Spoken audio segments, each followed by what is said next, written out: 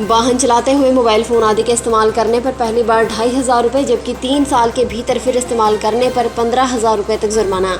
हिमाचल प्रदेश सरकार ने मंगलवार को मोटर वाहन अधिनियम के तहत संशोधित जुर्माने और कंपाउंडिंग लिमिट के संबंध में अधिसूचना जारी कर दी है। नई अधिसूचना के अनुसार वाहन चलाते हुए मोबाइल फ़ोन आदि का इस्तेमाल करने पर पहली बार 2,500 रुपये जबकि 3 साल के भीतर फिर इस्तेमाल करने पर 15,000 रुपये तक जुर्माना लगेगा।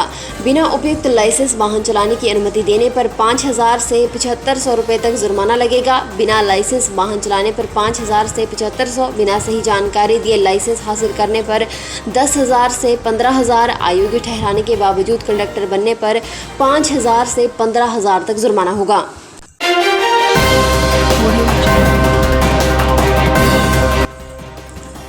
हिमाचल भाजपा प्रभारी अविनाश राय खन्ना के बुलाने पर भी अर्की के पूर्व भाजपा विधायक गोविंद राम शर्मा मंगलवार को मंडल भाजपा की बैठक में अर्की स्थित गौसदन नहीं गए। इस बैठक के बाद खन्ना के बुलाने पर पूर्व विधायक गोविंद राम शर्मा उनके बुलावे पर कुनिहार से विश्राम लिए हैं। यहाँ गोविंद राम शर्मा के साथ पूर्व मंत्री दिवंगत नगीन चंद्रपाल की बेटी और जिला परिषद सदस्य आशा परिहार भी मौजूद रहे। गोविंद राम शर्मा ने यहाँ 2-2 कहा कि आगामी उपचुनाव में ये सीट निकालनी है तो रतनपाल सिंह को टिकट न दें।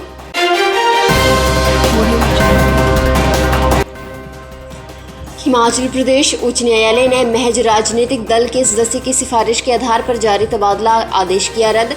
न्यायाधीश तरलोक सिंह चौहान और न्यायाधीश सत्येन वैद्य की खंडपीठ ने कहा कि ये बड़े खेद का विषय है कि तबादला आदेश या तबादला रद्द करने का आदेश उन लोगों की सिफारिश से हो रहा है जिनका प्रशासनिक विभाग में कोई स्थान नहीं है। इस तरह का कृत्य प्रशासन के सिद्धांतों के लिए पूरी तरह से घातक है। न्यायालय ने कहा कि तबादला होना किसी कर्मचारी के लिए ज़रूरी घटना है, लेकिन ये तबादला आदेश तय सिद्धांतों या दिशा निर्देशों के अनुरूप ही होने चाहिए। मुख्यमंत्री स्वावलंबन योजना के अंतर्गत प्रदेश में 2,057 इकाइयां स्थापित। प्रदेश में उद्योग स्थापित करने के इच्छुक उद्योगपतियों और उद्यमियों को प्रदेश सरकार हर संभव सहायता प्रदान करने के लिए प्रतिबद्ध है। ऐसे लोगों को प्रदेश के विकास में भागीदार बनने के लिए निरंतर प्रयास किए जा रहे हैं। ये बात उद्योग मंत्री बिक्रम सिंह ने उद्योग विभाग की समीक्षा बैठक की अध्यक्षता करते हुए कही। उद्योग मंत्री ने कहा कि प्रदेश में औद्योगिक विकास पर विशेष ध्यान देते हुए कई महत्वपूर्ण कदम उठाए गए हैं। प्रदेश सरकार द्वारा विभिन्न योजनाओं के माध्यम से उद्योग क्षेत्र में निवेश को बढ़ावा दिया जा रहा है।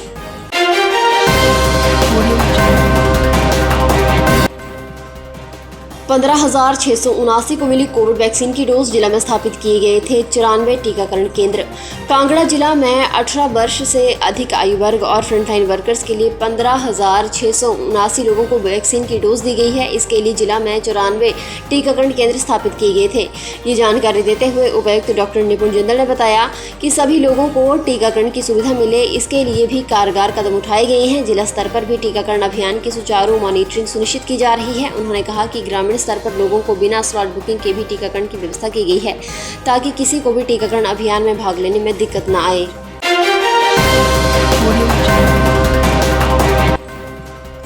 राज्यपाल और मुख्यमंत्री ने प्रदेशवासियों को ईद उल जुहा की दी बधाई।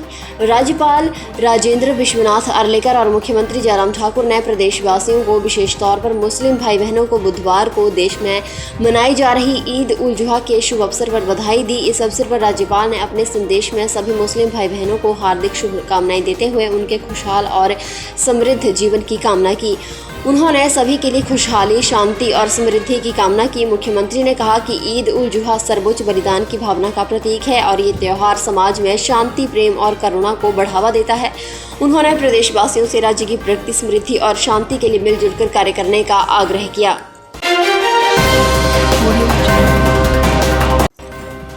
सतपाल सिंह सत्ती ने 1.3 करोड़ रुपए से बनने वाली फल सब्जी विक्रेता मार्केट परिसर का किया शिलान्यास। छठे राज्य वित्त आयोग के अध्यक्ष सतपाल सिंह सत्ती ने नगर परिषद भवन के समीप ऊना के वार्ड नंबर 3 में 1.3 करोड़ रुपए की लागत से निर्मित होने वाली फल सब्जी विक्रेता मार्केट परिसर का शिलान्यास किया। इस अवसर पर उन्होंने कहा कि इस वेंडिंग मार्केट में अस्थायी रेहड़ी फहड़ी वालों को 80 दुकानें आवंटित की जाएंगी और ये मार्केट 1 साल के भीतर तैयार कर दी जाएगी। उन्होंने कहा कि भाजपा सरकार के कार्यकाल में ही ऊना में लोगों को सुविधाएं मिल रही हैं। वर्तमान सरकार के कार्यकाल में ही ऊना में 75 लाख रुपए की लागत से रोजगार कार्यालय का विस्तार किया गया है।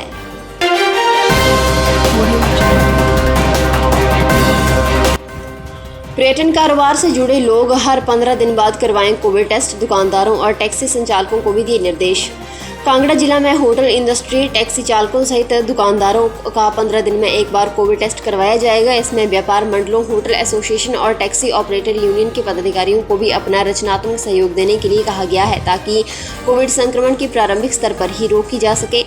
इसके साथ ही पर्यटन कारोबार से जुड़े लोगों के लिए कोविड टीकाकरण के लिए भी विशेष सत्र आयोजित करने के दिशा निर्देश स्वास्थ्य विभाग को दे दिए गए हैं। जिला बिलासपुर में 22 जुलाई को 18 से 44 आयु वर्ग के लोगों को लगेगी वैक्सीन। उपायुक्त पंकज राय ने बताया कि 22 जुलाई को जिले के विभिन्न स्थानों पर 45 से अधिक आयु के लोगों के लिए टीकाकरण केंद्र स्थापित किए गए हैं। उन्होंने बताया कि 22 जुलाई से 18 से 44 आयु वर्ग के नागरिक चिकित्सालय बरठी, सामुदायिक स्वास्थ्य केंद्र तलाई, झंडूता प्राथमिक स्वास्थ्य केंद्र पनौल, आयुर्वेदिक स्वास्थ्य केंद्र थुरान, औहर, छत उप स्वास्थ्य केंद्र धरार, बैहल, दसलेहड़ा, धारण, नाखलेड़, गुगा, गेहड़वी में टीकाकरण किया जाएगा।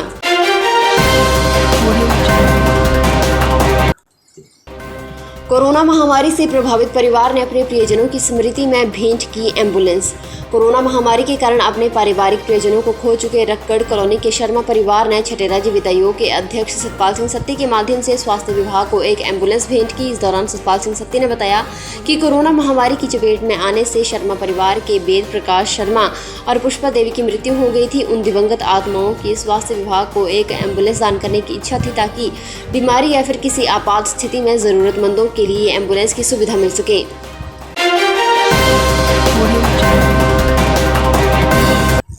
फिलहाल के लिए बस इतना ही। और बड़ी खबरों के लिए बने रहें न्यूज़ सुपर भारत के साथ।